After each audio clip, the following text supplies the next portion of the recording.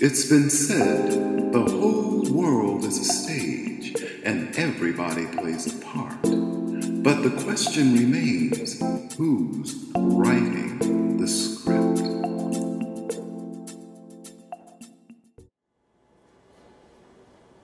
Excuse me, ladies and gentlemen, may I have your attention, please?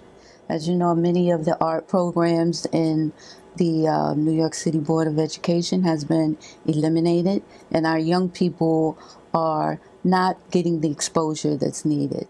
I pledge allegiance to the flag of the United States of America and to the republic for which it stands, one nation, under God, indivisible, with liberty and justice for all.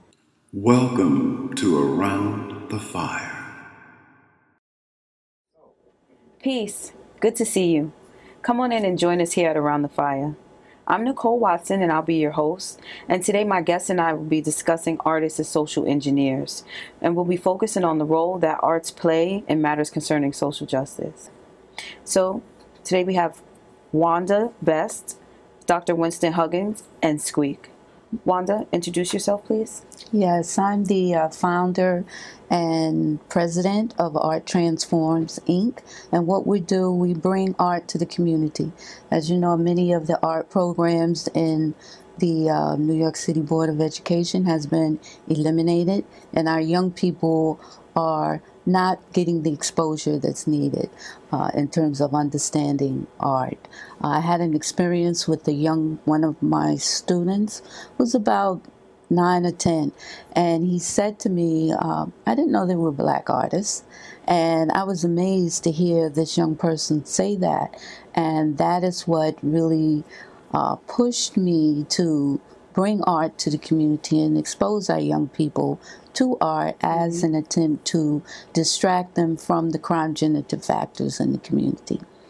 I am an artist. I also work with victims of domestic violence, and I use art to help them transform their pain through creating art. Nice. Thank you so much. Thank you for being here. Dr. Huggins, please introduce yourself. Hi, well, I'm an artist, media designer, a teacher, an inventor of a portable art studio. And I believe that art is beneficial to everybody. Because everybody actually is an artist. Some people are non-practicing, but they're all artists. Absolutely. And I think that the more we can practice being an artist, is the more we can be more successful in our in any field, any career path. Yes. Thank you so much. Thank you for being here. And Squeak? Well, I'm from Brooklyn. I grew up in the projects, and poverty shaped my experience in a weird kind of way. It created a space for me to focus on the positives a little bit more than the negatives, because the negatives were quite easy to, point out. And I just wanted to use it to be able to speak to people in the language that they use when they speak to each other. I think that art is one of the two things that crosses every culture. As far as my understanding goes, art and drugs are the only thing that you can cross every culture with. Everybody has their art and everybody has their drugs that some other culture can appreciate. And I thought that was the best way to communicate, so I wanted to use that. 9 to 5, I actually assist veterans with finding housing throughout the city of New York. And it's a very adventurous job. And a lot of that shapes my experience of going around the city in some of the cleanest and then some of the dirtiest places of the city. And then just trying to find a balance in between. So that's what I wanted to do, and this helps. Nice. Thank you so much. Thank all of you for coming in today. I'm so excited. So, I have a lot of things on my mind about social injustice. And as an artist, I feel like we have the ability, as artists, I feel like we have the ability to really, really shape, reform, or break that social engineering system. Squeak, what do you think about that? Well, I think artists have always been pushing the culture as far as social justices or injustices since the very first propaganda piece that's come out in America, which was Birth of a Nation. You know, they were pushing that upon people to give them the impression of us, a whole group of other people. And it's always been like that with art. Art has always conveyed a different message. Some people use it just for fun, and then some people use it to convey deep messages. You hear it in hip-hop, you see it in the paintings, you know, you can you can see it in some of the movies and stuff that they're making now. So it's always pushed it forward. I just wish there was something to accelerate it so that we wouldn't be dealing with so much social injustice and we would be dealing with more of the justice of it. Because I keep running into what I'm not seeing as social justice. You know, young men and women are dying. You know, we're forced into poverty, held there, which I think is one of the worst things you could do to a person. And that's why a lot of the stuff that I talk about talks about the view from poverty, because we don't get the right education, we don't get the right food. I was in a training the other day at work about borderline personality disorders, and they were talking about all the stuff that could give a person a borderline personality disorder. And I was like, well, based on this script alone, everybody that has grown up in the projects has personality disorder. And she just looked at me like, because she wasn't prepared to deal with that. They say you growing up in a less than encouraging environment could do that. It's like you could grow up in a house where your parents pat you on the back and tell you that you're great every day, and then walk into a school where a teacher break you down. So it's like, if that's the society that we're working in and living with, where do we find the justice? Where's the balance in that? So you have to keep pointing out that those things aren't really growing people. And that's where the art parts of everything. And it makes it entertaining in a way, because people like their, for lack of a better phrase, people like their pancakes with a spoonful of syrup, because you pour syrup on shit won't make it sweeter. Excuse me, ladies and gentlemen, may I have your attention, please? My name is Brent Benjamin. My friends call me Squeak. And I plan to do some spoken word. Now, this won't cost you $1, $1, or nothing. I just want to be heard.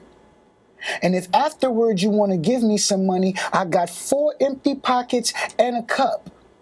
But if you can't put some change in a cup, save some change for us.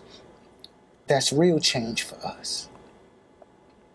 Now, I am a black man. And I know that that's real easy to see. But for a second, I wanted to embrace the nigger in me. See, there were times that I walked out my home as this quote-unquote black man, trying to be the most acceptable me, and I watched plenty doors slam. And through failure after failure, it was the nigger in me that kept screaming that we could be this. And he carried me through some of the tougher times when the black man in me was simply defeated. And in return, when my inner nigger was out there on one of his rants and raves, by the payphone or the stop sign, like a young, fresh Obama, just looking for change, when my closest loved ones weren't there and the ones that were just left me hopeless, it was the black man in me and his clear vision that always brought me back to my focus. Now, I could tell you some tales of tragedy and triumph that we faced over the years, how we shedded tears and faced our fears, but that ain't exactly why I'm here. See, there's something else that stands out to me through all the moments of my quest, and it's how every giant leap in your life has to start with a baby step. I think of Jordan, LeBron, maybe Kobe, sailing across the sky with perfect form, and the dunk was all correct. And how right before he did that, he had to cross over and stutter step. Did Rosa Parks take that seat on the bus knowing that she would jumpstart the movement? Or was she sick and tired of being sick and tired and decided that we shall not be moving? Now, I know Malcolm X didn't first use Islam to try to change the world that we live in. He first used Islam to free his mind from the prison that it had been in.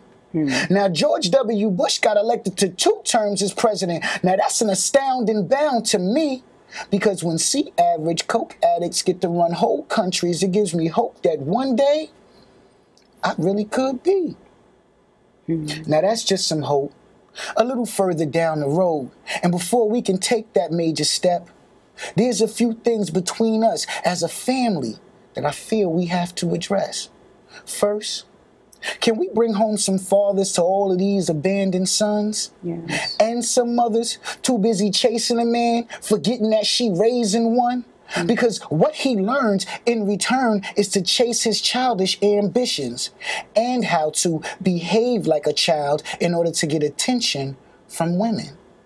And women, they should be taught this something like footsteps as a baby, that every lady technically is a woman, but every woman ain't no lady. We got to teach them to be smart, strong, stylish, classy, as well as pretty, so that I never have to see her and she never has to see herself as just another set of ass and titties. You dig me?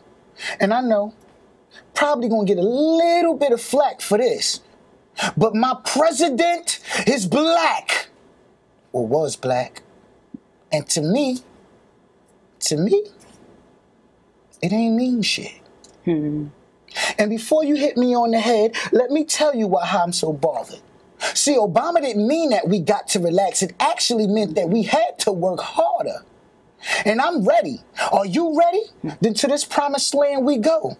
And that's one twisted and stormy road, just in case you didn't know. And I would suggest that you get some rest, because on this road there will be no sleeping, since the last person who took this road got shot while he was dreaming. Now you wear your comfortable shoes and bring all your tools, because we gonna pave a road that is not set.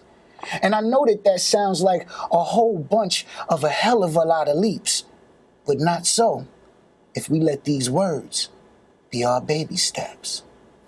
The baby steps. Yes, yes. Yes, let's snap. Yes.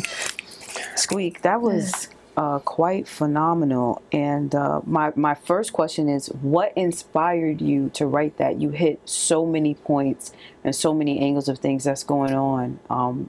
What was some of the inspiration for that? I was frustrated.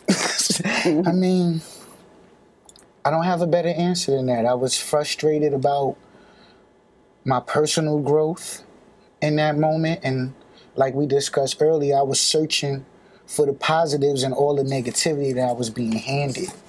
And I realized that, like we said earlier, nothing grows without a struggle.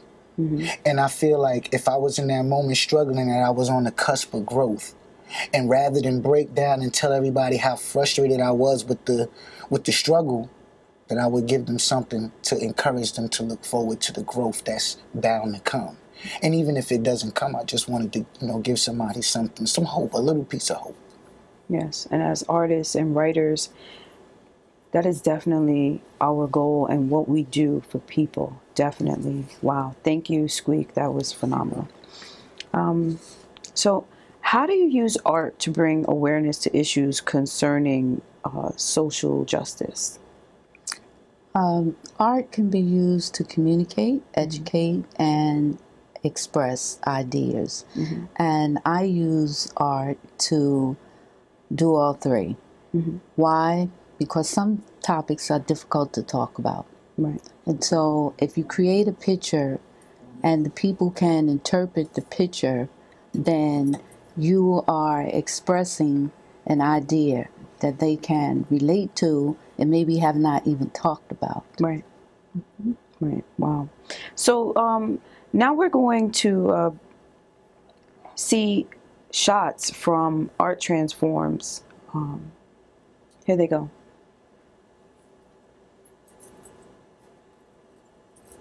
Okay, that is a pencil drawing that was created by Kenneth Reams. Kenneth Reams is a prisoner on death row in Arkansas. And the picture is of the youngest person executed, which was a black male, age 14. He was so small when he was executed that they had to put phone books underneath him so that his head could reach the the thing they put on the head to execute at that time. And this was, I think, in the 40s, 1940 something. Yeah, I remember that. Right. And it's just amazing that the criminal justice system has always been to execute and imprison black males. Even as you look at it now, today, that the United States incarcerates the most people, and the majority of those people are black males. So these pictures here are social justice paintings, except for the middle one that I've done. The first one with the red background is about the prison population, and what it's showing is for every one white person, you see the white one in the middle, and there's 5 black images. That's the statistics, and 2, you see the brown ones, and 2 Hispanics in United States prison. So for every one white person, there's 5 African Americans, and for every one white person, there are 2 Hispanics. I made the bars gold because prisons are big business. Oh, yes. Prisons are big business. In New York State, the majority of the state prisons are built upstate, and that's to bring money to the communities in those areas. And you will have communities that fight to have prisons in their district, because the prisoners are counted in their district and not from the areas that they come from. Over 80% of the people in state prison come from the 5 boroughs. So we're being siphoned off, taken upstate, and prison upstate to bring money to those communities. The painting on the end, which is on the other end with the red bars, stripes, is another social justice painting, and it's called Homegrown Terrorism. And what it's showing is that, you hear a lot of talk about terrorism in the United States, but the United States was built on terrorism when the Europeans came and slaughtered the Native Americans and stole their land. So we go from the natives being killed off to the brutal slavery, to the Jim Crow, black codes, right on up to the police brutality, which is another form of terrorism that exists in our communities. Wow, that's so true. And as we speak about justice and injustice, just because it's wrong doesn't mean that it's not justice, because to me, I feel like most of the things that transpire and take place, especially in communities, ethnic communities, I feel like that's exactly how the justice system made it to be. So it's not that any system is broken or that it's injustice. It is justice, just not for us. I pledge allegiance to the flag of the United States of America and to the republic for which it stands, one nation, under God, indivisible, with liberty and justice for all. Except Eric Gardner, Tamir Rice, Sandra Bland, Trayvon Martin, Amadou Diallo, and Junior Black. Get the dogs, the niggers are coming. They run. Hey, that water you drinking ain't for colored folk, boy. They run. Hey, them parts you're around don't belong for colored folk. they run. The fire burns from Emmett Lewis Till to Philando Castile. The pain, so real even I feel. Unfortunately, 1985 wasn't year enough to stop the blood of my ancestors overspill. So 30 years later, I run. But not from the dogs, or crossing the white folk property, or drinking from the fountain labeled whites only. I run for my unborn possibility. I run for the youth I teach. I run for my niece, who I know I've already reached. I'm humbled by modern day kings like my son Lenin, who march, making it clear: no justice, no peace, no racist police. It's not just part of a speech. I run to cut the chains. Your permission doesn't need to be given, you see. I run to rid myself of misguided tradition. No more sitting around the table under the pretenses that thanks was given. No more leaving cookies and milk for old Saint Nick, you see, because the exchange of 7-day gifts is what I'm with. I ran right into my consciousness, with every experience leaving me a tighter grip.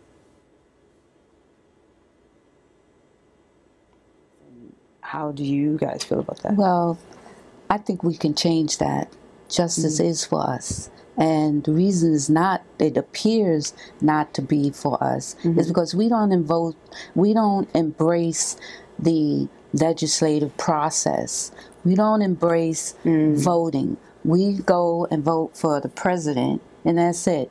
But the reason Trump is in the White House by way of electoral college is that the people in the electoral college were mainly made up of Republicans. And so we don't vote in those elections where you're voting for the congressmen and senators. All right, so until we get more involved and understand how the vote works, we're going to continue to have these injustices because people that have a political agenda that represent us are being overlooked. You see, Republicans very smoothly move their people into a position that now they have control over the White House. When other people were sitting back, oh, I voted for the president, we got Obama, like Squeak said, and everybody got comfortable, but it didn't stop with Obama. That same movement of people that went out and voted in the federal election need to be motivated the same way to vote in those other elections, the congressional elections, voting for the senators. Then social justice will represent us. It's us that's really doing it to us, nobody outside of us. People not going to vote. And I'm not just saying people of color, I'm saying poor people, all right? The poor people, people of color, poor people is what largely make up the Democrats, right? And the ones who have money make the Republicans. But it becomes a class issue more than a race issue. And we need to embrace the going out to vote, getting people in that represents our needs in our communities, as well as holding them accountable. You put them in, now hold them accountable. If they're not accountable, then get rid of them and get somebody in who we have that power, but not enough of us is embracing it. Well, I mean, one way of addressing that and socially engineering the future society that we want is to focus on like the schools, school districts, community boards, and what do you want your education to look like?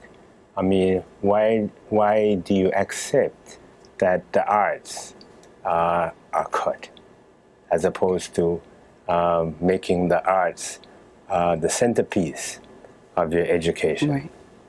In other communities, the kid doesn't do well in reading, writing, and arithmetic, but likes to take photographs, and next semester they're given a photography class.